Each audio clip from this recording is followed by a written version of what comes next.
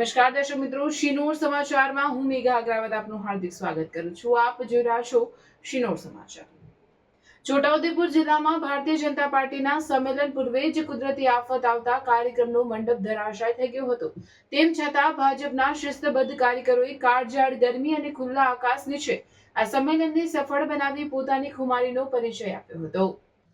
કાર્યકરોને અનેક શ્રદ્ધા અને સમર્પણ જોઈ ગુજરાત પ્રદેશ ભાજપ અધ્યક્ષે ભર તાપમાં હાજર રહેલા તમામ કાર્યકર્તાઓનો હૃદયપૂર્વક આભાર માન્યો હતો અને તેમની આ મહેનત આગામી જિલ્લા પંચાયત તેમજ તાલુકા પંચાયતની ચૂંટણીઓમાં ભાજપને જંગી બહુમતીથી વિજય અપાવશે તેવો મક્કમ આશાવાદ વ્યક્ત કર્યો હતો।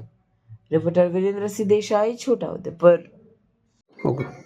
આજે છોટાઉદેપુર જિલ્લાની અંદર ગુજરાત પ્રદેશ ભારતીય જનતા પાર્ટીના સન્માનિત અધ્યક્ષ માન્ય જગદીશભાઈ વિશ્વકર્મા સાહેબ છોટાઉદેપુરના પ્રવાસે હતા। ગઈકાલે સાંજે એક કુદરતી આફત વાવાઝોડું હોવા છતાં આજે સવારની અંદર એમને અહીંયા કાર્યકર્તાઓ સાથે મળવાનું થયું। સંઘ કાર્યાલયની પણ મુલાકાત કરી।